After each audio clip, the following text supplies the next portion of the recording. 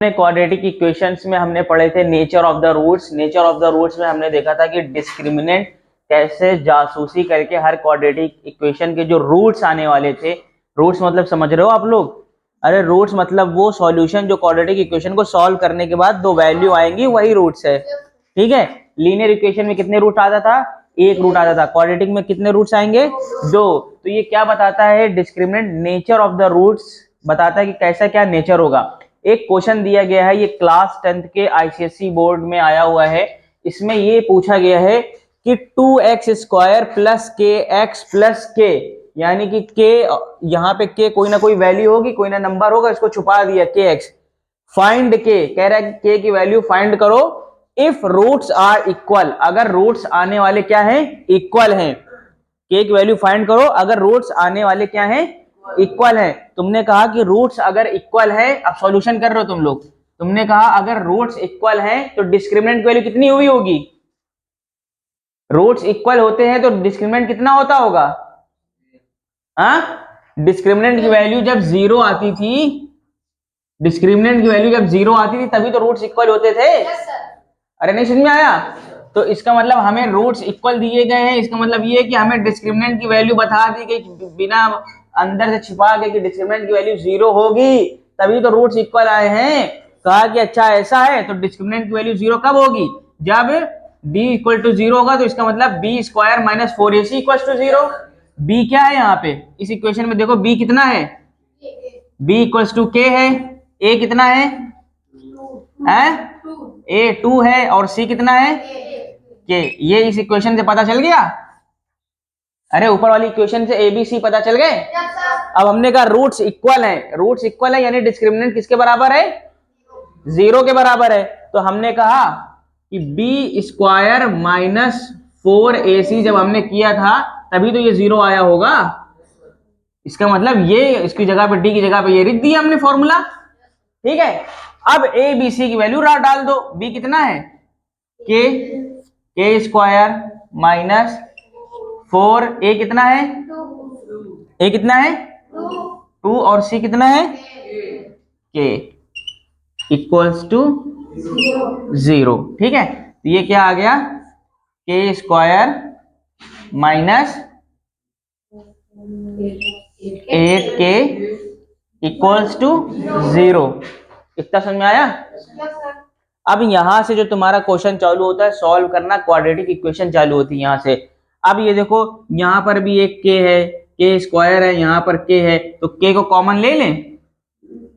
k को दोनों से जब कॉमन लेंगे, ठीक है, तो यहां बचेगा k, भाई एक के वापस आ गया है, यहां से एक बचेगा k और यहां बचेगा माइनस का 8। ठीक, क्योंकि जब मल्टीप्लाई कराएंगे अंदर तभी तो बनेगा। k² k जा k² k माइनस 8k ये आएगा जब मल्टीप्लाई करेंगे, इसी वजह से हमने क्या ले लिया? कॉमन ले लिया, इक्वल्स टू 0। ठीक है, यानी कि ये दोनों आपस में मल्टीप्लाई हो रहे हैं तो 0 आंसर आ रहा है। ये दोनों आपस में मल्टीप्लाई हो रहे हैं तो 0 आंसर आ रहा है। तो इसका मतलब या तो एक टर्म 0 होगा, तभी तो वो 0 से मल्टीप्लाई कुछ भी करो तो 0 आएगा। ठीक है, या तो वाला टर्म 0 होगा, इससे मल्टीप्लाई होगा तो 0 आंसर आएगा। तो हमने कहा लेट k इक्वल्स टू 0। तो पहला क्या आ गया? k equals to 0। एक ये आ गया कि या तो वाला टर्म 0 हो तो डायरेक्ट k इक्वल्स टू 0 आ गया, या तो वाला टर्म 0 हो कि k माइनस 8 इक्वल्स टू 0, ये 0 के बराबर हो। तो k की वैल्यू कितनी आ गई? k की वैल्यू 8 आ गई। जब प्लस 8 वहां जाएगा तो k की वैल्यू 8 आ गई। ये नहीं समझ में आया? अरे यार -8 को उधर भेज दे तो k की वैल्यू 8 आ गई, और यहाँ पे या तो ये 0 होगा या तो ये 0 होगा। तो इसका मतलब दोनों को 0 के बराबर रखेंगे, ये 0 होगा तो डायरेक्ट k इक्वल्स टू 0 आ गया, और k माइनस 8 इक्वल्स टू 0 होगा तो k की वैल्यू 8 में तभी तो ये 0 होगा। जब k की वैल्यू 8 रखोगे तो 8 में से 8 जाएगा तभी तो ये 0 बन पाएगा। ठीक, तो k की कितनी वैल्यू आ गई? 2 वैल्यू आ गई, k की 2 वैल्यू आ गई। तो अब यहाँ पर अगर 0 रखेंगे हम तो 0 0 2x² इक्वल्स टू 0, तो ये मजा नहीं आ रही है, ये एब्सर्ड इक्वेशन हो जाएगी हमारी। ठीक है, 2x² इक्वल्स टू 0, तो इसका मतलब क्या है कि k की वैल्यू जो 8 है वही हमारा क्या है? आंसर है। क्या है? आंसर है। तो इक्वेशन क्या बन जाएगी?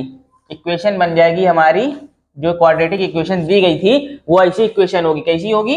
2x² plus 8x plus 8 equals to 0। यानी कि ये क्वाड्रेटिक इक्वेशन दी गई थी, जमाने में आई थी, तभी उसके रूट्स इक्वल आ रहे थे। ठीक है, तभी रूट्स इक्वल आ रहे थे। उसने क्या किया कि भैया इसमें से कुछ चीजों को छुपा दिया और बता दिया कि रूट्स इक्वल है। अब तुम बताओ कि इसके क्या थी इक्वेशन। तो ये तरीका है, ये भी एक क्वेश्चन का क्या है, तरीका है। ये नहीं समझ में आया? किसको नहीं आया? अरे यार सिंपल सा देखो, क्वाड्रेटिक इक्वेशन एक जमाने में आई, ठीक है, उसमें से पूरी तरीके से बताया नहीं गया, छुपा लिया गया नंबर को।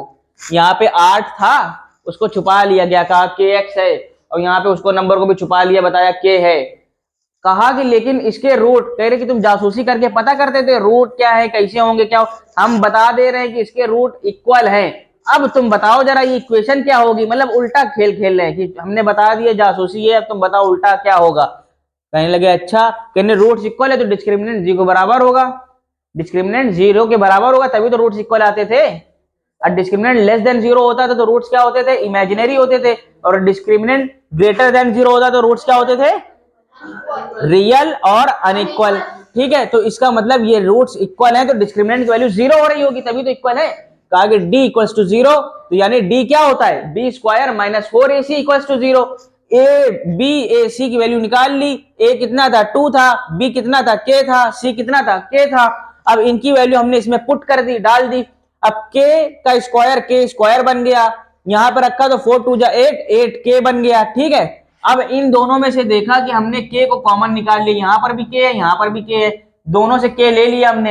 एक k जब बाहर लिया तो यहाँ पे जो 2 k थे यहाँ पे बचा 1 k, और यहाँ पे जो k था वो पूरा पूरा बाहर आ गया। ठीक, तो क्या बचा k माइनस 8। इतना समझ में आ गया कॉमन लेना? क्यों, ये कैसे आ गया?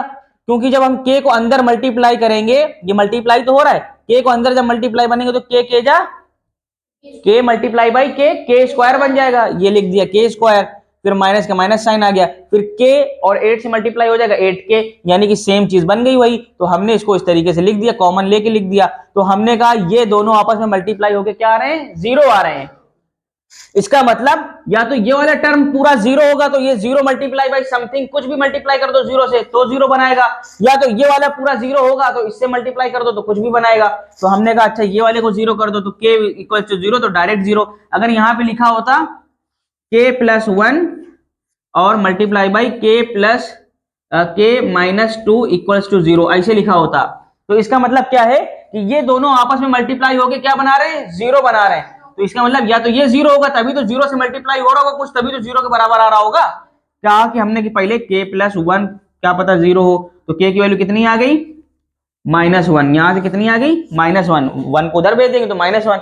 फिर हमने कहा क्या पता ये वाला 0 बना रहा हो, तो k माइनस 2 इक्वल्स टू 0, और k की वैल्यू कितनी आ गई, उधर प्लस माइनस का 2 जाएगा तो प्लस का 2 बन जाएगा, k की वैल्यू 2, तो k की वैल्यू कितनी आ गई, -1 और 2, दो वैल्यू आ गई। तो इसी तरीके से हमने कहा या तो ये वाला 0 हो रहा होगा या तो ये वाला। अब यहाँ पे सिंपल k ही था तो k इक्वल्स टू 0, यही पूरा k 0 होगा, और यहाँ पे k माइनस 8 इक्वल्स टू 0, तो k की वैल्यू 8 आ गई। तो देखा कि 0 भी वैल्यू है और 8 भी वैल्यू है। ठीक है, ओके, नहीं समझ में आया?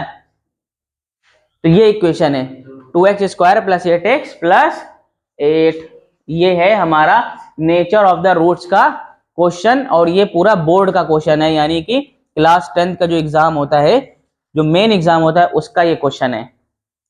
समझ में आया कि नहीं आया? बहुत ज्यादा टफ था क्या?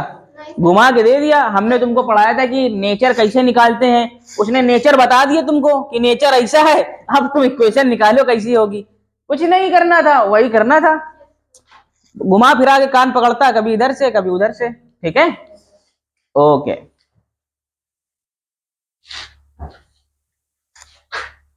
Don't forget to like, comment, and subscribe.